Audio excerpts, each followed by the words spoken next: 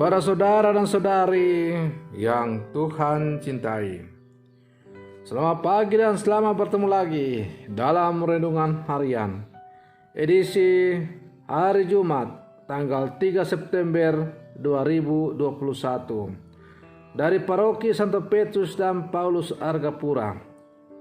Hari ini Gereja Semesta merayakan peringatan wajib Santo Gregorius Agung, Paus dan Pujangga Gereja. Mengawali hari yang baru ini, kita hendak mendengar dan merenungkan sabda Tuhan. Marilah sebelum kita mendengar dan merenungkan sabda Tuhan, kita berdoa. Dalam nama Bapa dan Putra dan Roh Kudus. Amin. Allah Bapa kami yang Maha Rahim, dengan penuh belas dan cinta kasih, Kau jaga dan Kau bimbing umat-Mu. Buatlah para pemimpin umat-Mu bersemangat dan bijaksana berkat teladan dan doa Paus Gregorius Agung. Semoga kemajuan umat-Mu selalu menggembirakan para gembala. Bersabdalah ya Tuhan, kami siap untuk mendengarkan. Terpujilah Engkau Bapa dan Putra dan Roh Kudus, kini dan sepanjang segala masa. Amin. Para saudara dan saudari yang Tuhan cintai, sabda Tuhan yang hendak kita dengar dan kita renungkan untuk mengawali hari yang baru ini diambil dari Injil Lukas pasal 5 ayat 33 sampai 39. Tuhan bersamamu. Inilah Injil Tuhan kita Yesus Kristus menurut Santo Lukas. Sekali peristiwa, orang-orang Farisi dan ahli-ahli Taurat berkata kepada Yesus, "Murid-murid Yohanes sering berpuasa dan sembahyang. Demikian pula murid-murid orang Farisi, tetapi murid-muridmu makan dan minum." Yesus menjawab, "Dapatkah sahabat mempelai disuruh berpuasa selagi mempelai itu bersama mereka? Tetapi akan datang waktunya mempelai diambil dari mereka. Pada waktu itulah mereka akan berpuasa." Yesus juga mengatakan satu perumpamaan kepada mereka.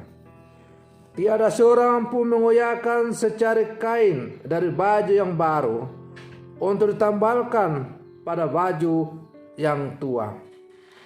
Sebab jika demikian, yang baru itu pun akan koyak.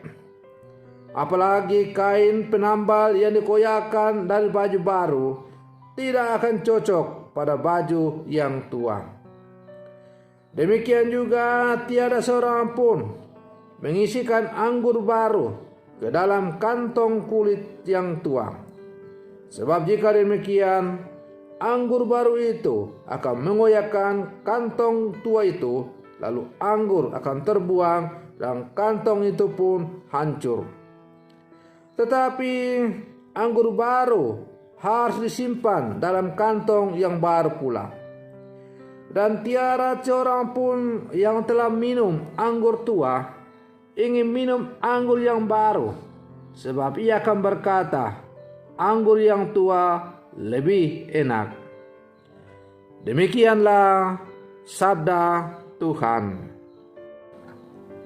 Para saudara dan saudari yang Tuhan cintai, kalau kita membolak-balik kitab suci, khususnya kitab Injil, maka kita akan selalu menjumpai bahwa Yesus akan selalu berseberangan dengan orang-orang Farisi dan ahli-ahli Taurat. Dalam bacaan Injil yang baru saja juga kita dengar tadi, orang-orang Farisi dan ahli-ahli Taurat mengkritik para murid Yesus yang tidak berpuasa. Terhadap kritikan itu, Yesus menjawab bahwa puasa itu dilakukan ketika mempelai laki-laki tidak ada bersama dengan mereka. Mempelai laki-laki di sini dimaksudkan adalah Yesus sendiri. Yesus adalah mempelai anak domba yang selalu datang untuk membawa warta gembira. Karena ia adalah juru selamat, maka tentu sudah selayaknya kalau kita selalu bergembira bersama dengan Yesus. Jawaban Yesus itu mengajarkan kepada kita bahwa puasa merupakan salah satu cara agar kita bisa bertemu, akrab, dekat, bersatu dengan Dia. Jadi puasa dilakukan bukan supaya dilihat, disanjung, dan dihormati oleh orang, tetapi puasa dilakukan untuk semakin menjadi sarana untuk mendekatkan diri kepada Sang Penyelamat kita. Dengan demikian, puasa bukanlah tujuan, tetapi puasa adalah sebagai sarana untuk semakin bersatu dengan Tuhan. Para saudara dan saudari yang Tuhan cintai, dalam kehidupan sehari-hari, puasa dimaknai sebagai upaya untuk menahan dan mengurangi makan serta minum. Namun, makna puasa yang lebih dalam dari itu adalah kita mengurangi hal-hal yang kurang baik dalam diri kita, seperti dendam, iri hati, sombong, suka marah, selingkuh, korupsi, dan lain-lain. Singkatnya, bahwa puasa berarti kita berjuang dengan sekuat tenaga untuk menghindarkan diri dari hal-hal yang tidak dikehendaki oleh alam. Jadi, berpuasa bukan hanya soal menahan lapar, bukan hanya soal mengurangi makan dan sebagainya, tetapi lebih daripada itu, puasa adalah untuk mengubah seluruh kehidupan kita, perilaku kita, diri kita, agar semakin sesuai dengan kehendak alam. Ketika hal-hal buruk itu selalu ada dalam diri kita, maka Tuhan pasti jauh dari hidup kita. Dengan puasa, kita kembali dekat dengan Tuhan.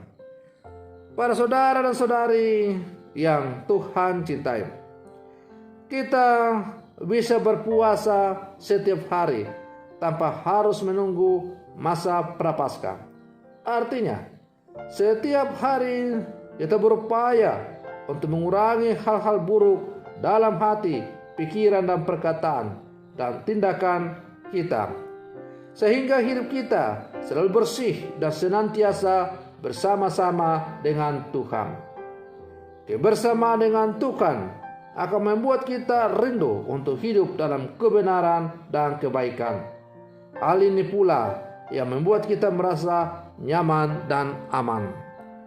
Para saudara dan saudari yang Tuhan cintai, kita diselamatkan bukan karena melakukan hukum-hukum, tetapi oleh iman kepada Yesus.